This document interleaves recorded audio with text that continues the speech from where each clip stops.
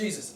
Yeah. Hey. TLC. What? Tables, ladders, and chairs. No, shh. No. Shh. Quiet. Kane's straight. Tables, ladders, and chairs. Yes. Yeah. Awesome show. I liked it. I I enjoyed the it. matches were neat. It was okay. All right.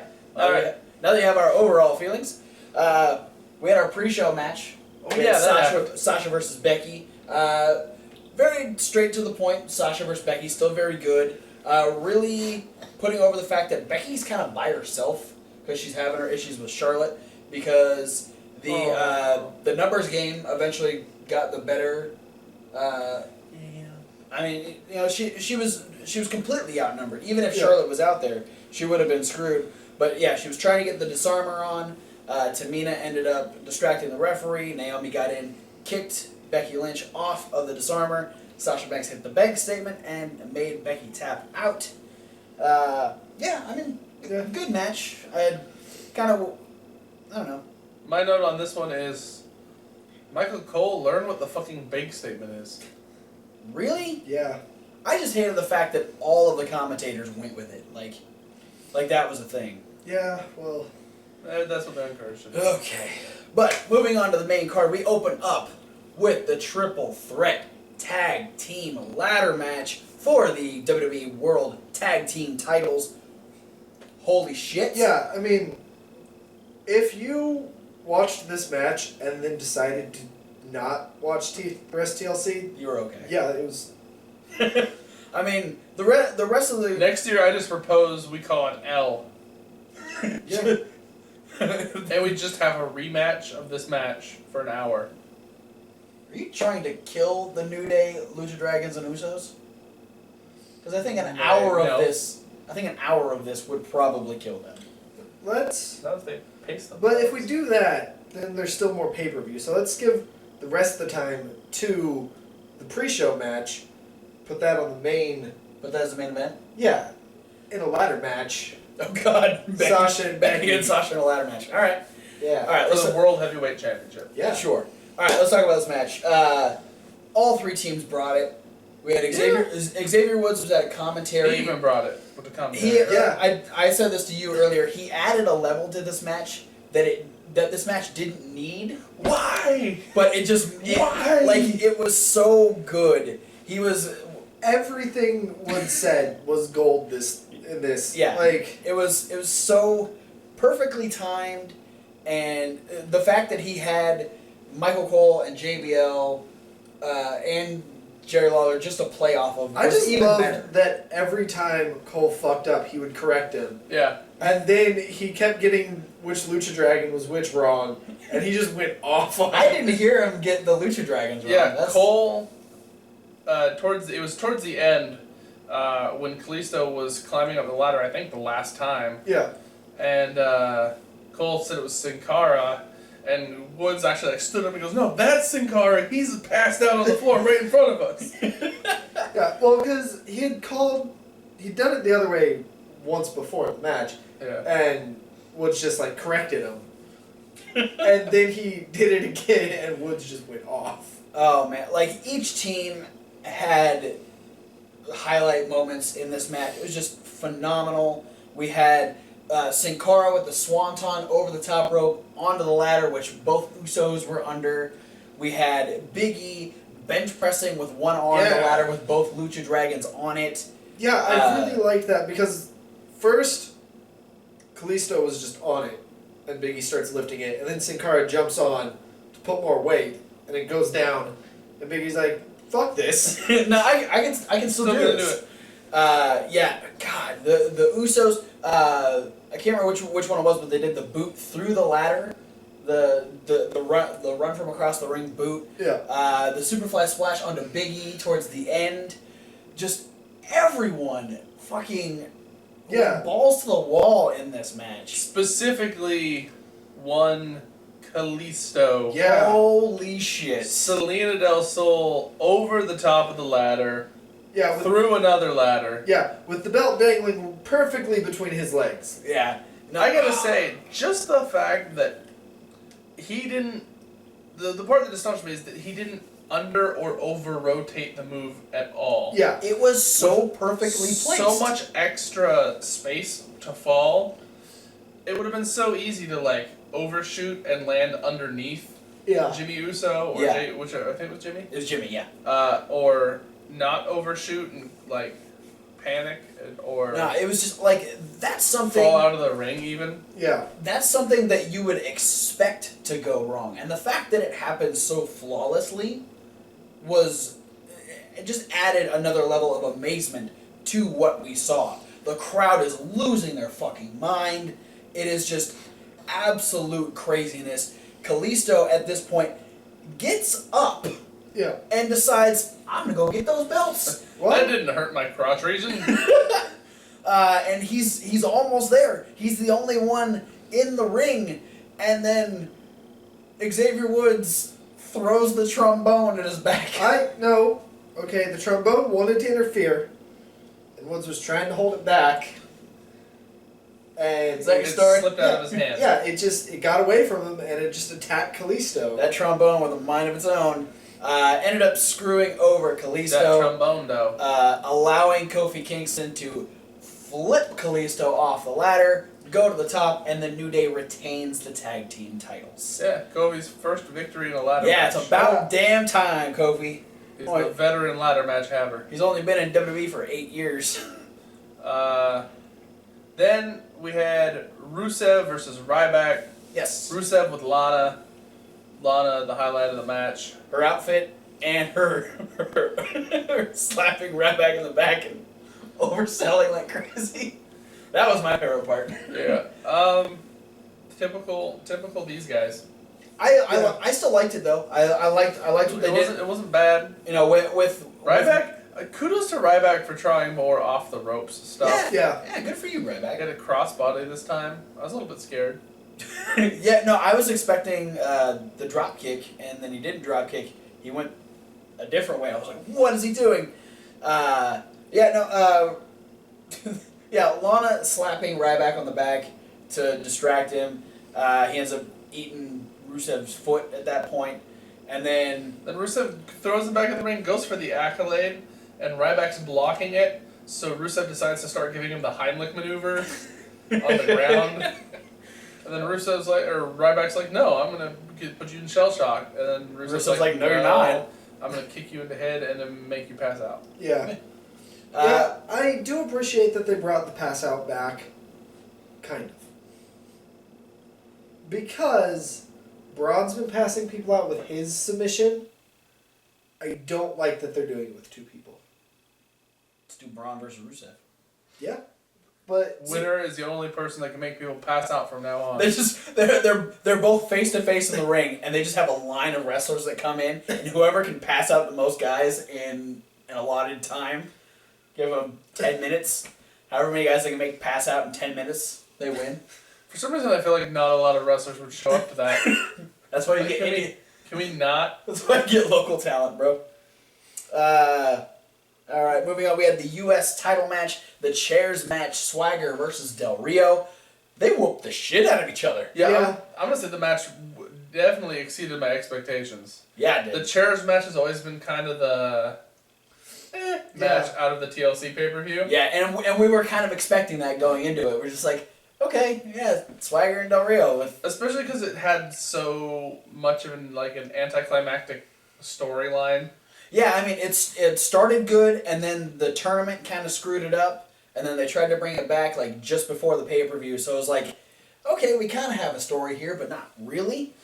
But I mean, they ran with it, and I mean, it didn't fail. They still both of them had great moments in this match. yeah. Del Rio looking a little worse for wear towards the end, though.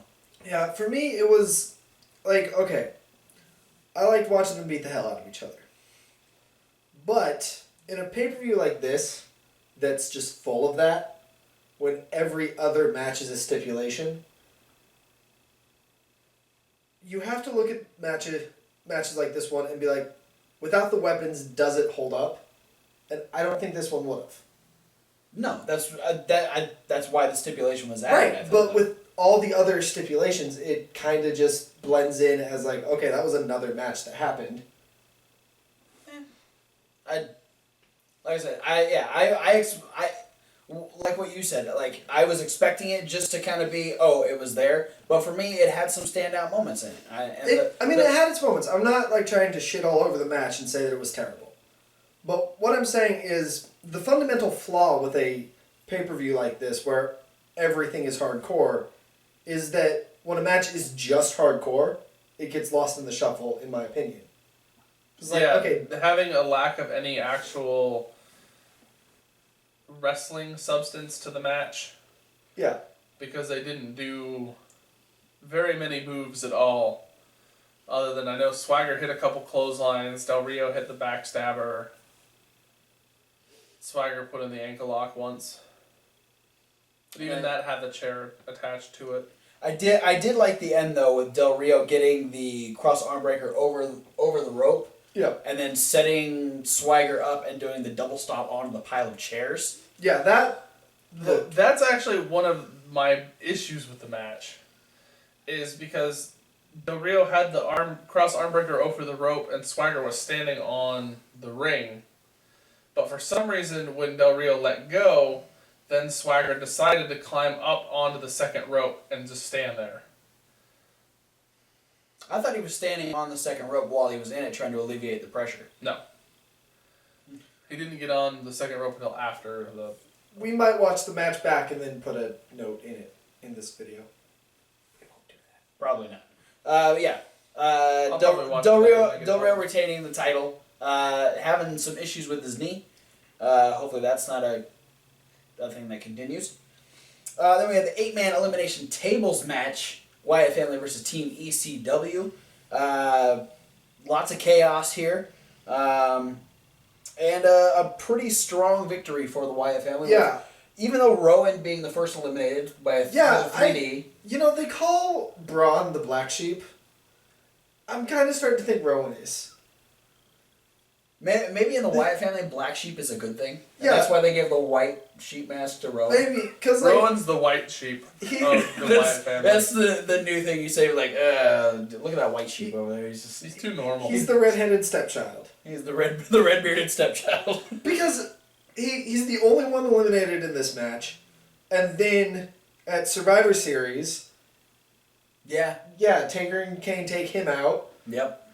And well, maybe somebody just really doesn't like Rowan who books things. Rowan needs a redemption moment. But then we had Rhino eliminated by Harper's Big Boot.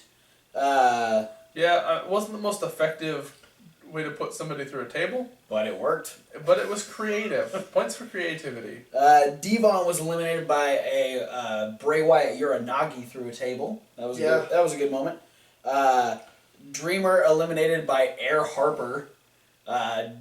Diving and pushing Tommy Dreamer through a table. He dove through a table. And then Bubba decided, you know what? These tables just aren't cutting it, so we're going to set one on fire.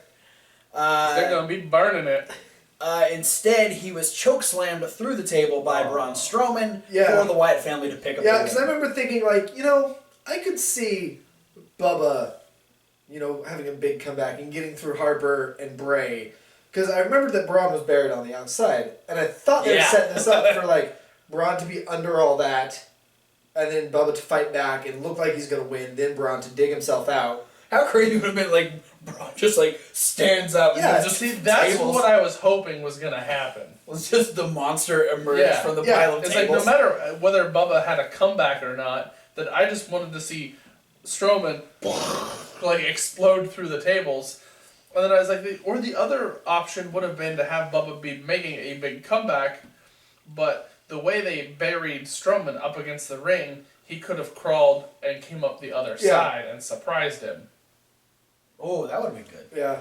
The one spot right before they buried Braun, though, that when Dreamer had the cheese grater and he hit Braun in the nuts with it, my first thought was that looks painful, but I expected him to grade his nuts. Ow. But then I realized the reason he didn't was probably because it would just look like he was jacking him off.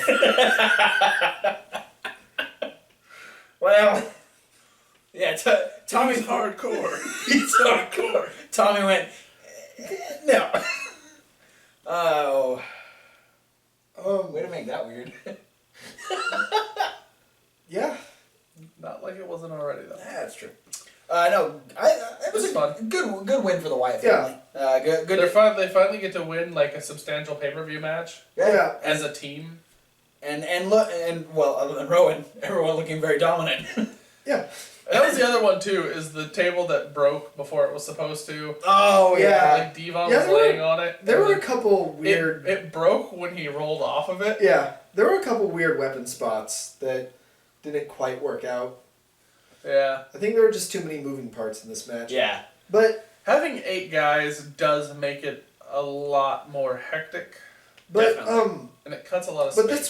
that's what I was saying about the last match being just like, okay, they went hardcore and beat the crap out of each other, but in this match they also did that. So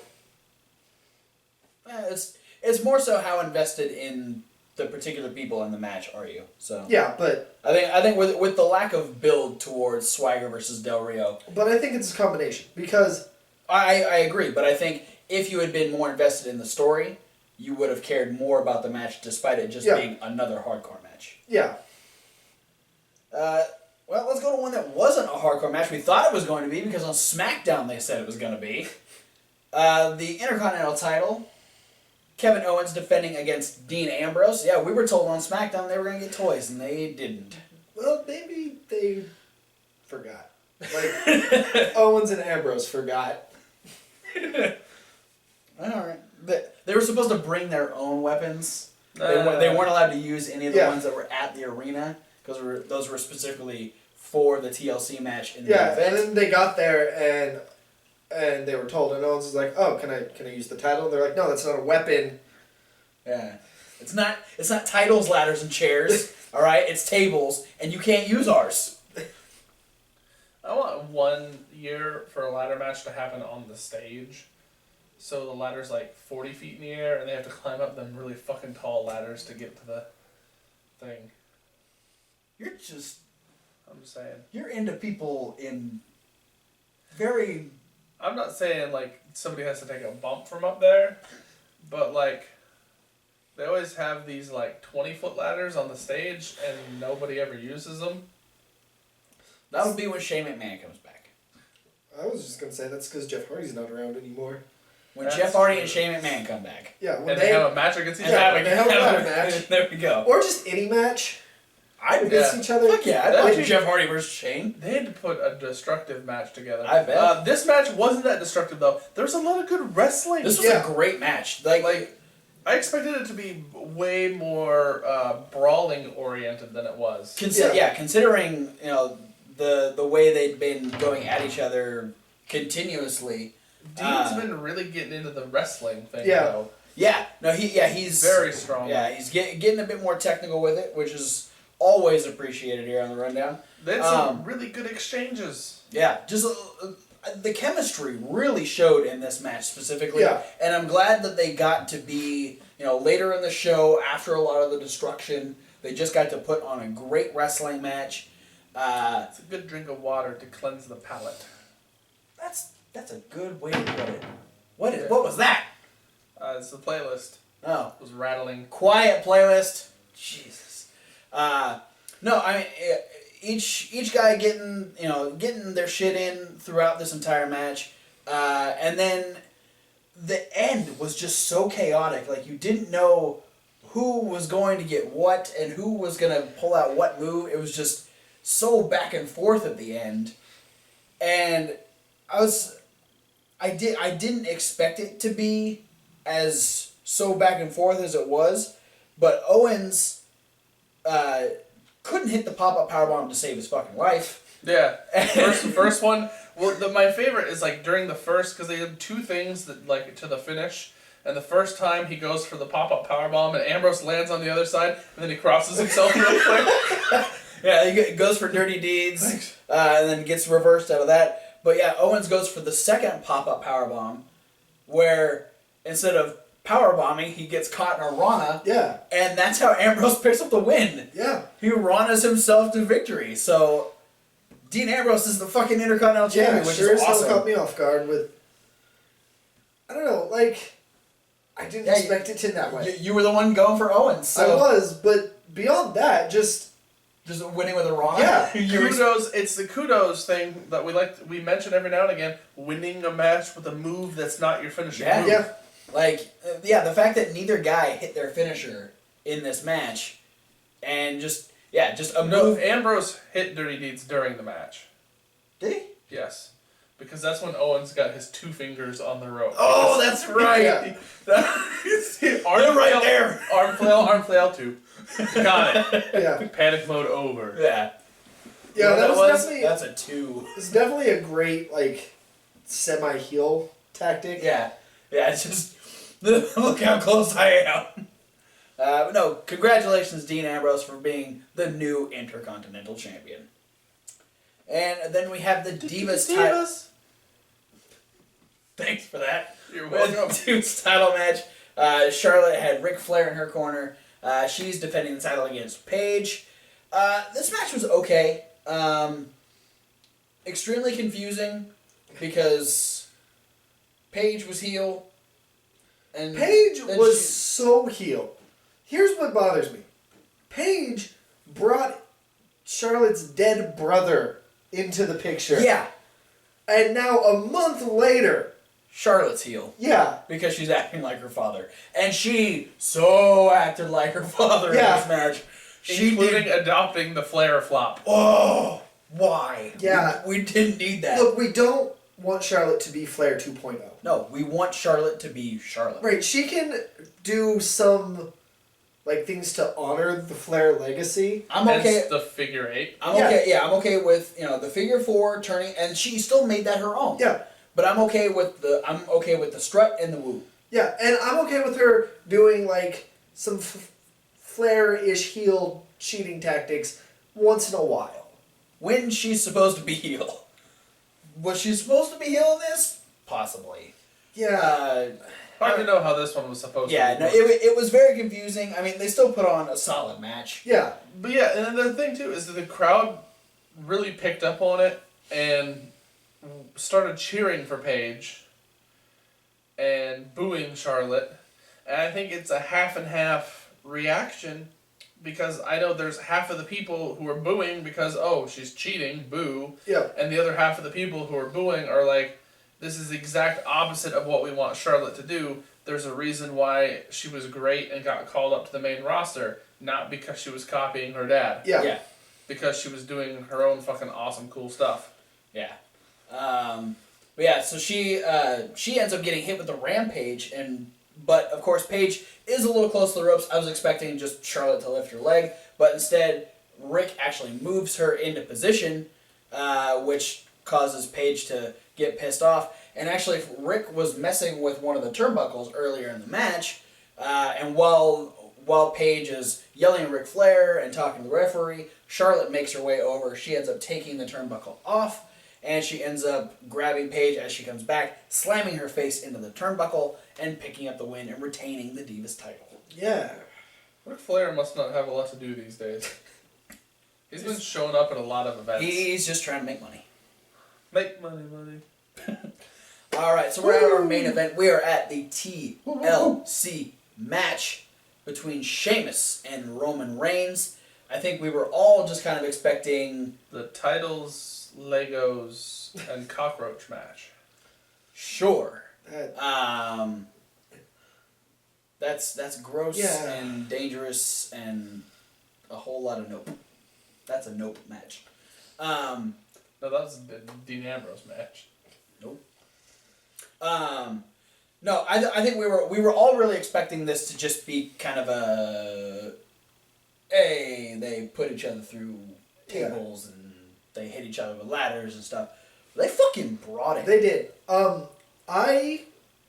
If there's one thing that I like about Sheamus, and because I used to like him because they did this with him a lot, Sheamus can take a fucking beating. Yes. Like, I really like Sheamus as a guy who will just go out there and fight. Yeah. A great example of that, too, is I remember when Albert came back as Tensai. Yeah. And they had a match with Tensai versus Sheamus, and Albert just went to town on beating the shit out of Sheamus for like a good 3 minutes in the corner of just like nonstop punching him and kicking him and kneeing him and stuff. And I was like, fuck yeah, Sheamus can take a goddamn beatdown. Yeah. And because he's a legit tough guy. Yeah. And you know, and Roman Reigns is no slouch either, because they whooped the shit out of each other in this match. Yeah, what impressed me was that they brought a level of creativity I didn't expect. Yeah. Yes. Like, I expected it to just be straightforward, a lot more of the same of the other matches. I mean, you have to think about it. There was a very... With the chairs match, it was a lot of chair. You know, even to the point where it was so much chair, it was like bury the guy in chairs. Yeah. Yes. Same thing with the tables match. There's tables Bury the everywhere. guy in They tables. buried a guy in tables. I just kind of expected this to be like throw, and hit, and then done. Yeah. Yeah. Where as if this was like actually like into the crowd and into the stage area and fucking Sheamus knocking down half the set and Yeah. And that was my favorite part, is that they like literally went like through everything. Yeah. They made their way around the ring. Yeah, that spot when Roman tossed Sheamus into the setup on the stage, Yeah, and he I liked that. took out the table and all the chairs that were up there, and that's where he got that huge scrape on the back of his tricep. Just some fucking brutal moments in this match, and neither of them were trying to give up at this point.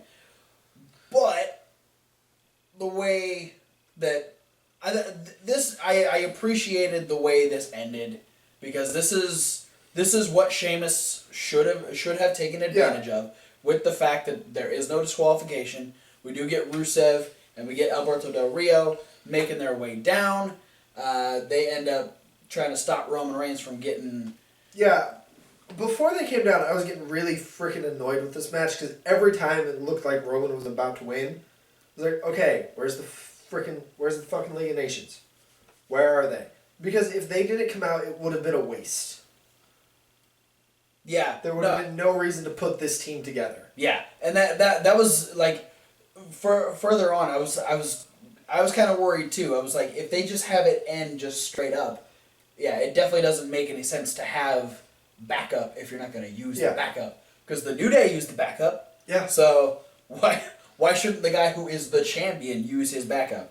Yeah, I want to make a quick shout out, because I usually don't give Sheamus much credit, other than the fact that he's tough. Yeah. And since he's tough, he can get beat up, and I like to watch him get beat up, because I don't like him very much.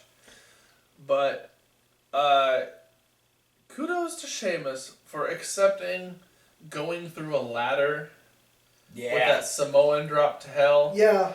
Taking into consideration the last time he went through a ladder, he was injured for 6 months. Yeah. Yeah. No, Maybe he thought he needed a redemption or something. Yeah. possibly. But then, like, after that, like, he hit that so hard he couldn't move his right arm the rest of the match. Yeah, his right arm was just dead. Yeah. Now it's a zombie right The arm. gripe I had about that spot, though, is that we saw that spot done better in the tag team match. Yeah, a through the ladder thing. Yeah. Like, they started with the best match of the night that had the best spot of the night, so I don't think anyone else should have gone through the ladder. Because it just didn't look nearly as impressive. Because when Cole was like, that ladder snapped right in half, I was like, yeah, we've seen it. With two guys whose combined weight is also considerably less than Roman Reigns and Sheamus. Yeah, so Roman Reigns gets pulled down. Sheamus tries to go up. Reigns is able to fight through Rusev and Alberto Del Rio. He then pulls Sheamus down and gets a bro kick for his troubles. And then Sheamus is able to climb back up and retain the WWE title. Yeah. And then, so we get the celebration with the League of Nations. Yeah. And then. Well, okay, so earlier in the night, during the tag team match, I know where you're going with this. Xavier Woods I was on love it. commentary, and the New Day was on the outside, and Woods mentioned that they were outside recharging their stamina meter. And Cole's like, that's just a video game, and Woods is like... Yeah, the most realistic video wrestling game of all time. Yeah. And so, after Reigns got beat up by the League of Nations. I always want to call them the New Nation for some reason. It's No, that because was the we've New Day. we've always wanted the Nation of Domination to come back. But anyway, so he gets beat up by them, overcomes them, gets bro kicked. Then he's on the outside while they're celebrating, and his stamina recharges. Yeah, stamina meter recharge. Because Because he comes in like a fresh guy. Roman Reigns goes into rage mode at this point. First off, I want to say one of the things, it's a post-traumatic stress disorder. PTSD. Yeah, PTSD. I was trying to say it so fast I couldn't even... Acronym. Or it's just UPCT. Ultimate Warrior spelling respect. I remember my promos. No, I think Roman Reigns had a traumatic experience with cheerleaders at one point. Because when he saw Del Rio and Rusev holding up Sheamus, he lost it. And he speared them all down. Do you think like, I don't know, someone punched him in the face while he's watching the Spirit Squad like 10 years ago, or I think it was farther back than that. It was a deep rooted with as violent as he got beating them up. was it from his football days? Probably. He got a concussion and he No, I don't know. I get think a he concussion just, from a cheerleader. I think he just got made fun of by a lot of the cheerleaders. He got rejected by the cheerleaders. Yeah, by every single one Yeah, of them. let's run even with the that. slightly autistic girl. Regardless of what set him off, I'm pretty sure it's the fact that he got screwed out of the title. But Roman Reigns decides to whoop the shit out of Rusev, Del Rio, and Sheamus with a chair. This brings down a slew of referees. Triple H Hold her to zebras. and Stephanie. Triple H is like, Roman, what is wrong with you? He's just trying to calm him down, Yeah. and Roman Reigns is not having it. I want to clarify. Triple H did nothing wrong here. No. Tonight, he did nothing No, wrong. I think whether he thought about it or not, he did the ultimate sign of I'm going to kick your ass, and that's taking his tie off and unbuttoning his shirt. And Roman Maybe. took that as he's going to attack me unless I attack him first. Well, there's the whole thing. It's like Triple H is on the outside. He's like, Roman, back up, put the chair down, calm down. And when he gets in the ring to start checking on Sheamus, and Triple H, and this is what gets like Roman was calming down. You saw he put the chair down. He was zenning himself out. Yeah, Triple H is like, hey, check on Sheamus. Yeah, You know.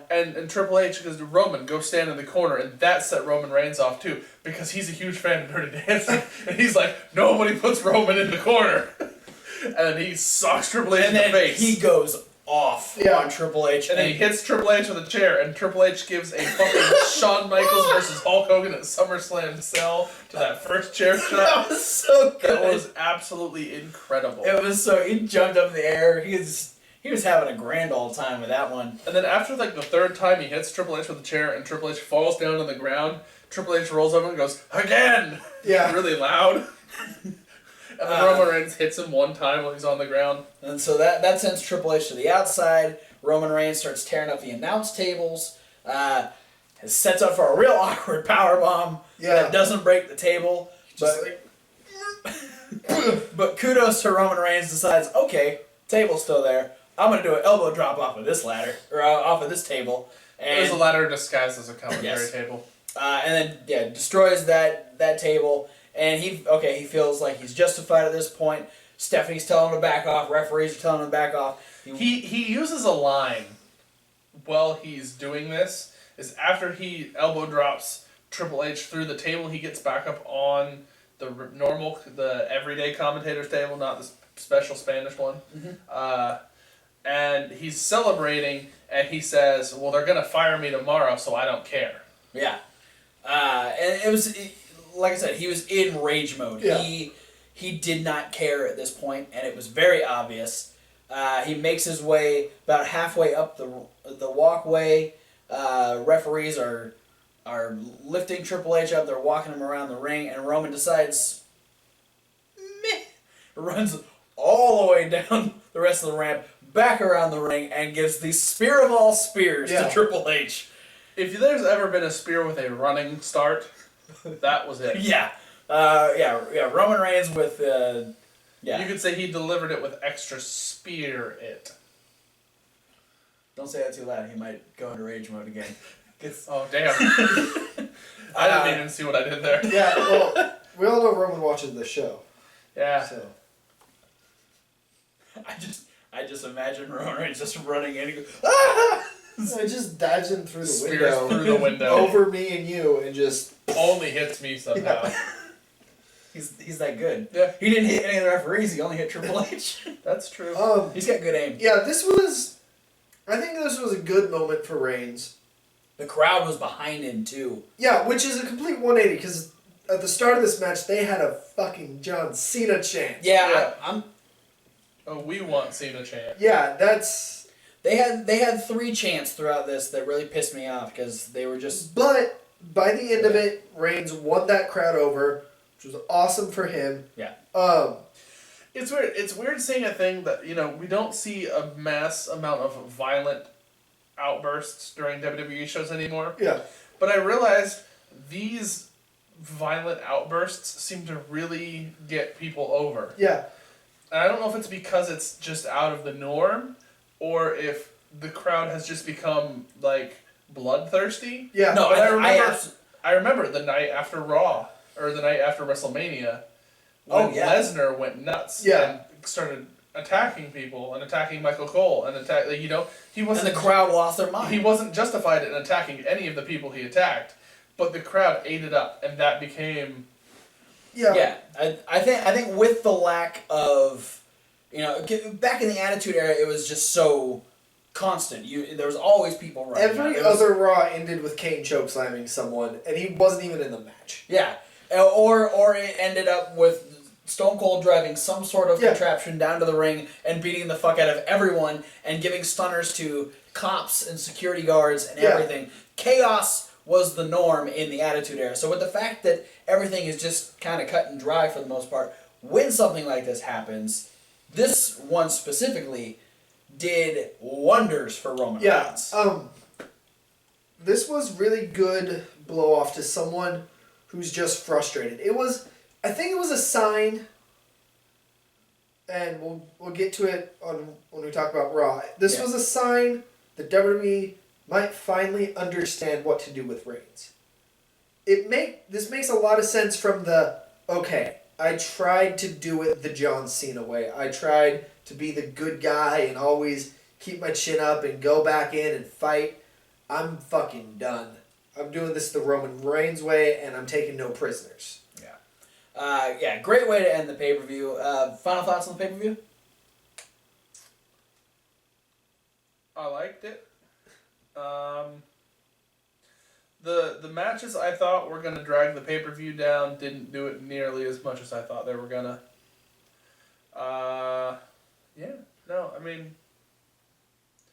Some storyline stuff bugged me a little bit, but other than that, I liked it. Final thoughts? I thought it was okay.